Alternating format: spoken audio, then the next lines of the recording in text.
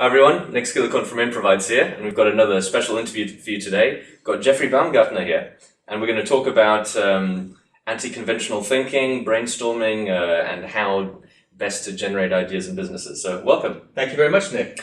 So Jeffrey, why don't you just give us a quick background on your creative evolution? Okay, I'm an artist by training, so I guess I came into creativity from the creative perspective. I've done a number of things in a number of countries over the years, which has also given me additional perspective. About 10 years ago, I designed an idea management software program called Jenny, and I also started a newsletter, Report 103, which is a newsletter on creativity and innovation in business. The software business kept going for some years, but I eventually sold it off. Writing the newsletter, working with clients who were using the idea management software as a part of their innovation program helped me gain a lot more knowledge about creativity and innovation, in particular how it works and very often doesn't work in a business environment. But as I mentioned earlier, I became unhappy with the software business. It wasn't me. I sold that off and I started focusing on doing workshops and speaking and writing professionally on creativity and innovation. And as I was doing this, I also became frustrated with brainstorming. I think I had a long-going frustration with brainstorming because it didn't seem... You're not the only one out there. Exactly. I think there's a growing movement against brainstorming. But I felt I had the audacity to believe I could come up with a better approach. And so I looked into my own background as an artist and how I would have had collaborated in the past with other artists, and as a writer, again, collaborating with other writers. I looked into the research into why brainstorming doesn't work, and also just thanks to the growing interest in creativity and innovation in business, a lot of research in innovation, creativity, the social psychology behind it, and even more and more what happens in the brain when people are being creative. And I kind of tapped into all of that, and I built this method called anti-conventional thinking, which as its name implies is about purposely rejecting conventional thinking in favor of unconventional thinking when you need to be creative. And that pretty much brings us to, I think, to where I am today. So, what's in your mind have been the main limitations and things that frustrate you about brainstorming? Well, there are basically three. Research has shown there are three problems with brainstorming. The first point is probably the least interesting, but it gets the most press. Shortly after Alex Osborne published wrote about brainstorming, which was published. Brainstorming very quickly became a very popular technique in business for generating creative ideas. And not long afterwards, people at Yale University researched it, and they compared groups of people collaborating in a brainstorm following Alex Osborne's rules, in which you have a problem statement on a chalkboard in those days, of course, and people shout out ideas. There's no criticism of ideas, and you put up as many ideas as you possibly can. So you had some groups working that way, and other groups working individually. And what they found was that the people working individually, time after time, had more ideas, more diverse ideas, and a higher level of creativity than the people collaborating. And that got a lot of attention because it was early on and so on. But it's also, frankly, it's the least interesting criticism, because all a brainstormer needs to do is have people write down ideas initially on their own first, and then come together in the group. The second criticism, which I think is really interesting, came out of University of Berkeley a couple of years ago. They actually looked at this concept that you should not criticize ideas in a brainstorm. Because, of course, that's the golden rule of brainstorming. You do not criticize ideas, because if you do, you'll stifle creativity. And some people are scared of criticism. Some people are scared of criticism. People might die of shame if you criticize their idea in a brainstorm. That really ruins a brainstorm. And it's just such... It's such a fundamental rule, and it just seems so logical. Yeah, if you criticize ideas, you'll inhibit people. But no one actually questioned this until just a very few years ago, when some people at Berkeley did so. And they did tests, and they had sort of three different groups. One group, traditional brainstorming rules, no criticism. Another group, no rules, just have some ideas. Third group, traditional brainstorming rules, but they were encouraged to criticize ideas during the ideation phase, the divergent phase of brainstorming, which is, shouldn't have been done. And what they found was, not surprising, the group with no rules had the lowest level of creativity. Only slightly above them was the group following traditional brainstorming rules, and way ahead of them was the group that was allowed to criticize ideas.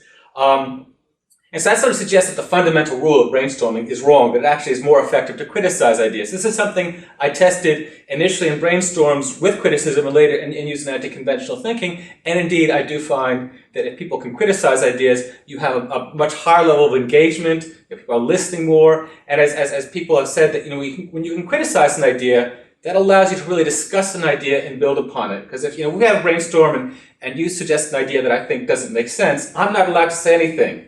And probably eventually, the manager will look at the long list of ideas we have and say, "Oh, Nick's idea doesn't make sense." Yeah. But if I can say, "No, wait a minute, Nick, that idea doesn't make sense," then you can say, "Well, this is what I'm thinking," and that may suddenly bring new clarity. We say, "Oh, wow, that's cool. Yeah, we can do that." And what seemed an idea that was bound for rejection might actually become the best idea of all. Or we might say, yeah, this idea won't work. But then we have information about what's not going to work, and that allows us to focus our thinking in an area that does work. So I actually have found that, yes, indeed, allowing people to criticize ideas in a brainstorm or in anti-conventional thinking is very powerful and much more creative.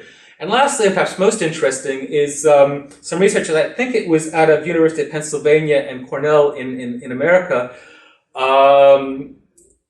found that people actually don't like creativity very much. And I won't go into all the research. The most important part for our sakes is if a manager is given a long list of ideas and told to choose the best idea, she will almost inevitably choose an idea that's in the middle of the list, not the most creative, not the most boring, but something that's kind of an incremental improvement idea. So if against all odds in a brainstorm you do come up with a truly creative and original idea, the manager will probably reject it for something much more boring. So the result is brainstorming, I find, is a very inefficient approach to come up with boring ideas. And that's basically where my problem lies. And I suppose the other problem is that as someone who's trained as an artist, been a writer, I found that the way I used to collaborate on writing projects, art projects, whatever, was very different to brainstorming. And it didn't make sense that at one point in my life I was facilitating brainstorms, but if I needed to be creative myself, I'd use a completely different method. Yeah, I think one of the frustrations that a lot of people, both in the innovation space and in business in general, have with brainstorming is they see the results very clearly in the form of 200 post-it notes, 800 post-it notes, whatever. And by definition, according to a lot of rules of brainstorming, that's been an incredibly successful session. Exactly. But the thing is, what happens afterwards? Yeah. And in general, that list of post-it notes either stays on the wall until it gets cleaned away by the cleaner, or it gets turned into an Excel file, but it never actually results in anything. No, indeed not. I tend to work with innovation managers most of all in organizations, and that's their number one problem, is they have lots and lots and lots of ideas, most of them boring ideas, but they're not doing anything with them, indeed. Not only from brainstorms, but often idea management software, suggestion schemes, goodness knows what else. Yeah, there's lots and lots of ideas, and it sounds good. I think that's one of the reasons brainstorm remains popular and suggestion schemes remain popular is it sounds like you've been really productive. You go back to the office and say, "Hey, boss, we had a brainstorm and we had 200 ideas." That sounds like you've really done something. So tell us a bit more about anti-conventional thinking then. Okay, so how to explain this quickly? With my frustration with brainstorming, I tried to come up with an alternative approach. I tried to model it after the way artists, creative people, do collaborate on creative projects. And I tried to also take into account the latest research into creativity, into innovation, and so on. And basically, it's a four-step approach. The first step is basically playing with the situation. And if you identify a situation in which you want to do something creative, you want to be innovative, in anti-conventional thinking we call that a transcendental situation. It's a situation that transcends the normal normal situation when you do something conventional. It's a situation where you want to go into the realm of your imagination, your creativity, and come up with something new. And if you have a transcendental situation, what people typically do when they face a situation like that is they try and have ideas. In anti-conventional thinking, and to be fair, most other creative processes, we say, no, you don't have ideas, you need to play with this situation. And there's two ways you can do that in anti-conventional thinking. One is meditation, and I actually do meditation sessions in my workshop where I get people to kind of go into their own minds and explore a situation, and then we start playing with the situation, doing weird things. And this builds kind of connections in the mind between the situation and other experiences, other knowledge, and so on. So that gives people a deeper, more diverse vision of their situation. The other thing you can do, particularly if you're working with a group of people, is questions. And there's 3 question types that use anti-conventional thinking. The first are the very boring analytical questions. Why has this situation come about? Who's responsible? What's our budget? Etc. etc. It's boring stuff, but it's necessary because it helps you ensure that you're looking at the right sort of situation. You understand the kind of ideas that are going to work, and so on. Now, if you're working in a small group of people or you're working alone, very often you can go from this kind of playing with the situation, because the more you kind of meditate about it and ask questions. I'm sorry, I'm getting ahead of myself. Sorry. Second set of questions are feeling questions. And feeling questions are interesting because we tend to leave feelings behind when we go to work. I mean, being businesslike sort of means, you're a rock, you have no feelings. Yeah. The truth is, in any environment, we're human beings, we have feelings, we are happy, we're sad, and so on. And it's very useful to ask feeling questions. How do you feel about the situation? How do you want to feel about the solution that you have? Are you working on a product? How do you want your customers to feel about the product? If there's a person who's going to have to approve your proposal, how does she feel about it? How is she going to feel about a crazy idea? Feeling questions are very important because they first off, they make you acknowledge feelings and emotions, and secondly, they help you make these kind of connections that, again, help with creativity. Third set of questions are the most fun. These are the anti-conventional questions, and they're questions like, how does the situation feel about you? What color is the situation? How does it smell? What would happen? How would your grandmother deal with this situation? And these are slightly absurd questions, but what they're really designed to do is really connect the situation with seemingly unconnected stuff in your brain. And this is where really creative ideas can start to come to the fore. As a result of meditation and possibly asking questions, you'll start to have ideas. Now, you shouldn't run with the ideas already. You shouldn't make decisions already. You should keep a notebook with you and write down the ideas, but keep going. Now, if you're working with a small group of people or alone, you can go right on to the building a creative vision stage. But if you're working with a larger group where you're going to take the situation to another group of people to work on building a vision, then I recommend you create a sexy goal. There's 2 parts to that, of course. In anti-conventional thinking, we like to talk about goals, whereas in creative problem solving and brainstorming and so on, you talk about problem statements. And I like to point out that's because problems are for losers and goals are for winners. And I mostly say that to really annoy people who are brainstorm facilitators. But it also kind of resonates with people because, working towards a goal is a more positive action. Solving a problem is kind of like getting ourselves out of a pit. The second point is that